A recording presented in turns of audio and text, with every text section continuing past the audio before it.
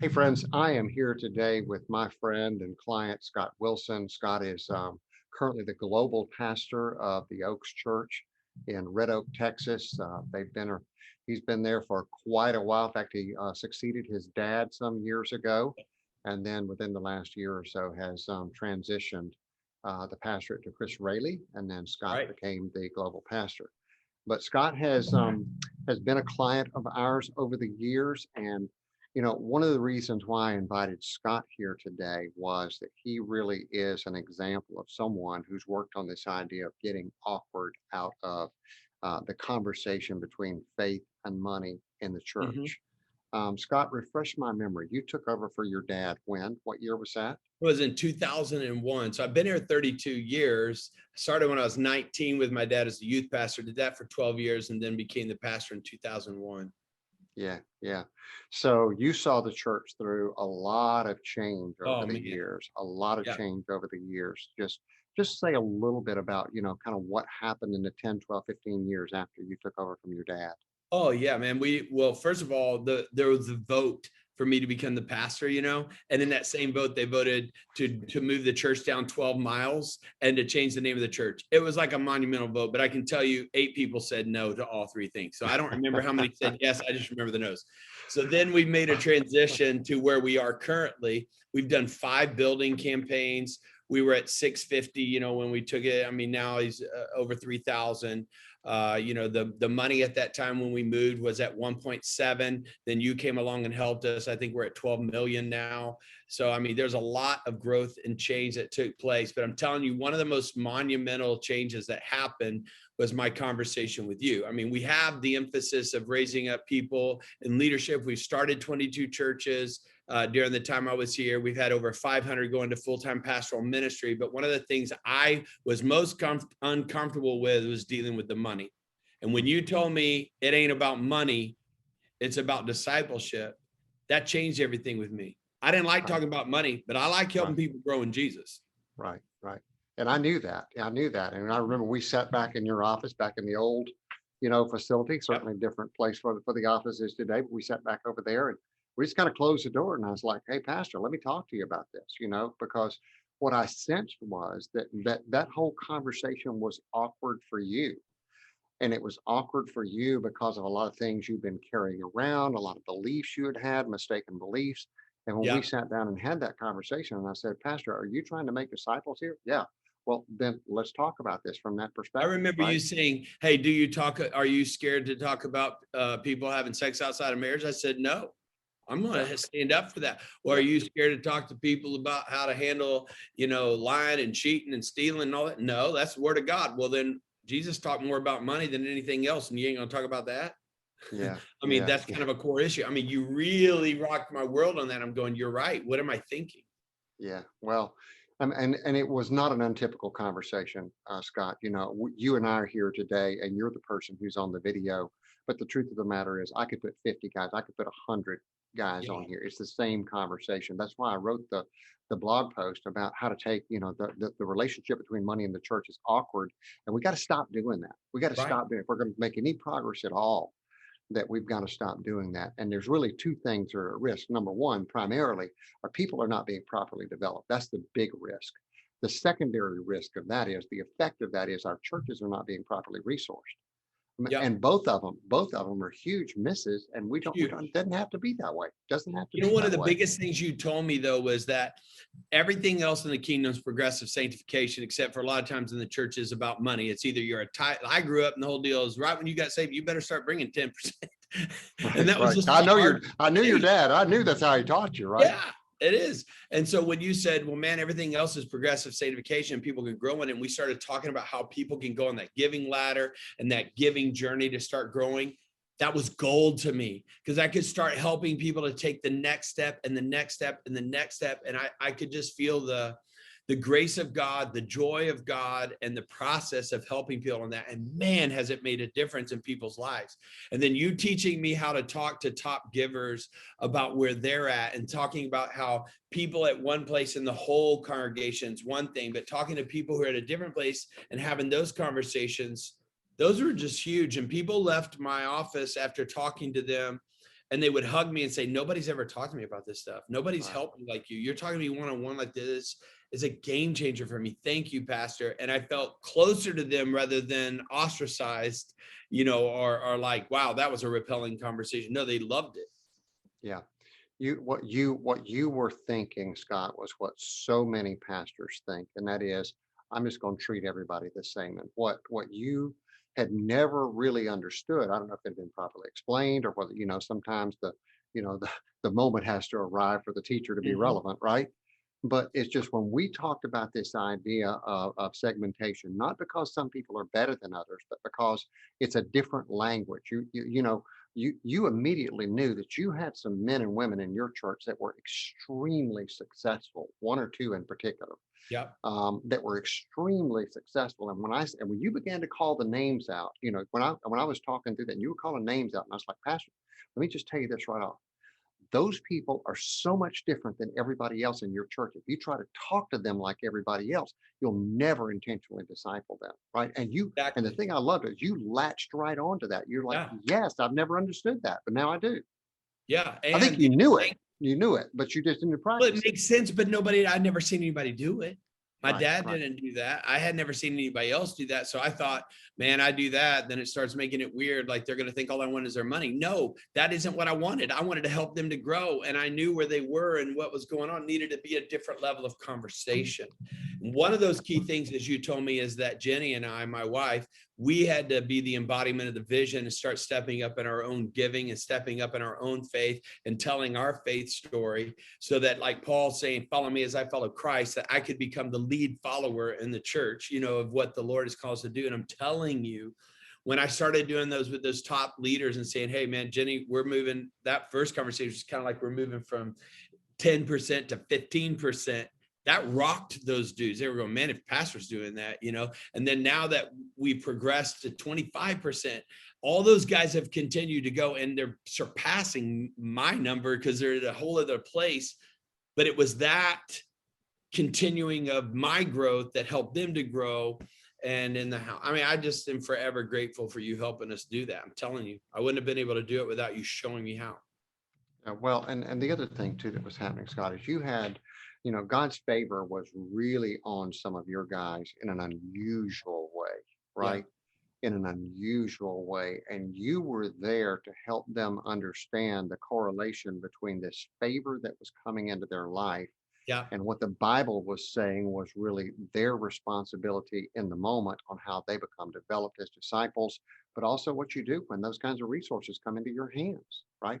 Well, the What did scripture Dr. says Tony Evans say? go Go ahead. ahead, Scott. I was going to say, how Paul says in Corinthians, he not only is going to give us seed or bread, but he's going to give us seed and an increase of seed. So I kept telling him, hey, you see this coming in? That's not just your bread, dude. Yeah, You've been yeah, wanting to give more. That's your seed. Don't eat your seed. Let's yeah. increase the seed so we can increase the harvest of what's going on. And they started buying into that, man. It was huge. Yes, they did. And the quote I was going to throw out was what Dr. Tony Evans said. He said it a number of times, but some years ago, the first time, he's like, something to the effect of, when God begins to prosper you, it would be a good idea for you to keep in mind that he probably has somebody else that he Mm, intends to impact, right? mm. And so you were really effective in helping these guys to understand not just what it means to become a better disciple, that progressive transformation, sanctification in the area of their giving, but then what do you do with it? What do you do with it as you become more sanctified in your giving? And I know that, because I've talked to some of those guys and it's just what a blessing it's been. And they've really, I think it'd be fair to say that some, I mean, I know a couple of those guys are on your board, but the ones that are not are kind of like a little, what do you call it, maybe a kitchen cabinet. They're an unofficial board and give you all kinds of great advice, which is what I say to people, Pastor, you're not Huge. even tapping into the expertise that's sitting right there in front of you, right? I think, you know what we're thinking sometimes? I think I talk to pastors who are going, well, he only shows up once a month. Well, he or she, they're very involved in racing cars, or they're involved in their boat, or they're involved in their horses or their cows. Like I got cow guys. Let me tell you something. Can I tell you, there are sometimes I go to cow shows just like I'm trying to get them to come to church, because Right. church isn't the four walls of this building. It's about me getting involved in their life and equipping them to be the leader God's called them to be in their world.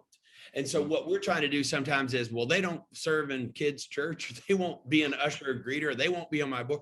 Listen, was any of that have to do with them fulfilling the calling on their life to be a generous giver and to advance the kingdom and what they're doing in their church? Sometimes I think we get so locked in to our four walls and our little agenda that we're missing the opportunity to equip these guys for greater kingdom impact and engagement.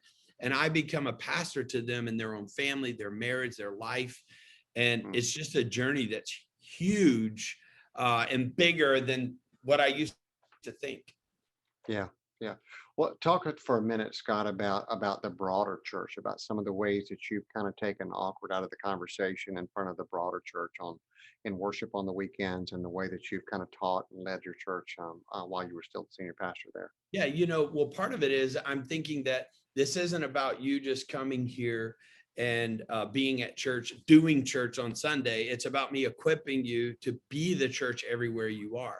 And so I'm trying to help every person in our church discover the calling of God on their life and they're giving to the income of the church, yes, but part of that is to flow out into the activity of what we're doing in the community, to impact foster kids, to impact the community with compassion, to impact the community with what's going on with activities in foster care and different things like this. I mean, 55% now of everybody in our community who's in foster care goes to our church. That's a huge number. And that's because we turned around activating our people to do that, and finances, all this. Then we're going to get up and talk about it, because we're going to report to everybody what your giving and your activity is doing to impact in the community, because this is what it's all about. This is what we're given to.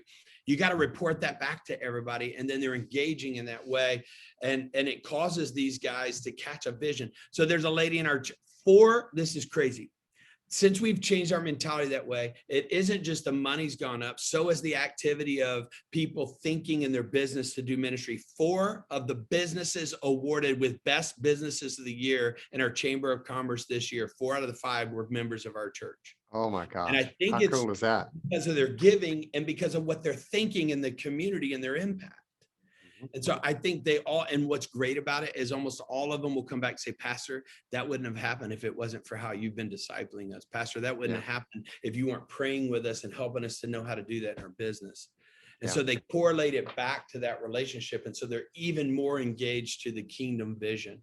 So I take those 8 guys that are our top 8 that I have in my mind. Either they're in the top givers or they're people I see that could get into a top giving position, that place. I take them on retreats. I get them in my small group. I spend time, I call them every week, just say, how can I pray for you this week? How's it going? What's up? Not long conversation. How's your wife? I know their wife by name, their husband by name. I know their kids by name. I'm adding value to them with no strings attached, knowing that as the kingdom of God is advanced in their life, it's going to bless the whole. Yeah. It does make it sense. I may not even be where you're wanting it to be. I don't know. That's so good. That's so good. And, our conversations, all of the conversations you and I started having that really led to a lot of this like 7 or 8 years ago. Let's move the tape up and let's go to a year ago. COVID breaks out. Oh my gosh. And we've got what's we thought was financial havoc breaking out all over the place. It didn't turn out to be as bad as we thought. But in the moment, you really saw a lot of this just kind of pay off for you in the conversations with these guys and with the broader church. Say a word about that, because I think that'll be helpful for the pastors. Yeah, you know what happened is that, everything happened. We're shutting down services. It ends up being for 3 months for us not having service. But I remember that first week when they were saying we're going to shut down, I called our board together for a Sunday night Zoom. Okay. And I said, guys, a couple of things I want to tell you. Number one, if we're not going to be able to meet together, and who knows how long this is going to be, we don't know how that's going to impact finances. I'd like to meet together every Sunday night just to tell you what came in the offering. We're working to contact everybody who doesn't give online, anybody who's a check writer or cash giver. We're trying to connect with people like this to help them to get online or to come by the church and drop it, so forth. But we're just going to keep you informed. So number one, I didn't keep anything like I'm carrying this. We're carrying this. Right. Secondly, I told him, I said, I've already put together a plan to cut 50%, to cut 20% in case we have to activate it. I said, now I'm telling you ahead of time, we've put that together just in case. So we'll stay ahead of it. I'm giving you these plans, but one of them said, well, let's don't do it yet. Let's don't do it yet. I said, I got you. Let's don't do it yet. I don't want to do it. I'm just telling you, I know of 3 churches already in other states who had to do this earlier, who are already making cuts because their money's gone down so much. I said, let's just be ready. And I said, and we'll see what we have. And they said, well, let's just pray, Pastor. Let's pray. And I said, let's pray. Good. So after we got done praying, guess what? 2 of those guys called me immediately. One I had picked up. The other one was calling in while I was talking to that guy. So when I hung up, I called him. Both of them said the same thing. Hey, Pastor, if this means we have to fire or we have to release people or cut pay, cut income, cut what we're paying people, please call me first, because I'll rally some guys in the church and we'll cover it until we can get the other side. I don't want to see that happen. So I didn't want to say it in the meeting, but just know you can count on me and I'll rally some other guys. How huge is that? That those guys are feeling it at that level and a trust, and even that I'm working ahead. And so we kept talking. Well, guess what? We never went down. I mean, we actually, and our giving went up. We had all kinds of stuff go on that God blessed us and blessed those guys. But it was just huge that, number one, we could have that conversation and everybody, instead of panicking, was going, man, God's going to see us through. Number 2, they took personal responsibility and said, hey, it's my job. I'll help get the money in. And it was just a gigantic win across the board. Yeah, all of that you could trace back to your steps those 7, 8 years before, where you heard me talking about it, and then you decided, I'm going to take the awkward out of the relationship between faith and money here at my church. That's so cool. So you know what's cool Hey, is so many of these people, Jim, talk to me ahead of time before the year in November usually and say, hey, just want you to know I'm praying. Just be praying with me on what my goal is this next year on giving. How amazing is that? That there's like 50 people in our church at that level that kind of have that engagement with me, that they're saying, just want to make sure I'm making goals on what we're doing in our business, but I want to make our giving goals. That's an important part of everything we're doing. That's a whole other thought. It's crazy. I love it. Thank you for that. I love that. I love that, brother. Hey, last thing for our pastor friends out there who might be watching this. You were a senior pastor, now global pastor. These are your peers. What would you say to some of them that are still wrestling with this idea of, how do I get this awkwardness out of the conversation in my church? I think the biggest thing for me is when you told me, hey, this generosity deal isn't about money. It's about discipleship. And to think about 2 tracks for the train to run on. And that is, one side is talking to people about the vision of what God's calling us to do as a church. And if when God brings, this is what we need this year to move forward in missions, to move forward in our kids and youth, to move forward and seeing people get saved, to plant that new church or whatever it is. Here's our mission. If we have the money, this is what we're going to do. And then on the other side is, now where are you at and what's God calling you to do? And I use it as plow your heart. Pray, listen, obey, and then God will bring the wow factor. And if every time people are praying and growing in their giving and they understand the mission that is pushing forward, then people will feel not as awkward. They're not going to feel awkward. They're going to feel challenged and encouraged to say, this isn't about what I give. It's about asking God what he wants me to do. And as I come in agreement with him, he's going to resource it. I've never seen anything like it, that when people catch that, they understand this isn't about money. This is about me walking in obedience with God to accomplish his mission. I don't have any problem preaching that. I got a problem just going, hey, we need your money, Right. And that takes the awkward out when you do that. The awkward out. Scott, thanks so much for being here with us today. I know this will bless a lot of pastors out there. For you pastors, Scott's out there doing a number of things. He is the head of the Father Initiative. He also has got a new initiative to help growing churches, Ready, Set, Grow. And Scott, you've got a new book coming out. And so why don't you right here, just tell them about the book and where they can get it. You know what's cool? I want to give it to them free. I got one right here. I just got it today. Just got it's them called hot. Impact, Releasing the Power of Influence. And I'd love to give it to you for free, guys and ladies. Anybody who wants it, just go to Scott Wilson Leaders with an S, scottwilsonleaders.com. And I'll send it to you free. All you got to do is help me with the shipping. If you can help me with that, we'll get it to you. And so excited just to get that to people. I think it will be a blessing. And it really has a lot to do with what you taught us here too, about how to have influence with top leaders, which takes respect, and relationship. And when you build respect and relationship, which you can earn it and you can build it, you'll have influence to be able to lead them forward in what God's calling us to do. Good stuff. Brother, thanks so much. More than you know. Really appreciate you Thank being here you. to help these guys out.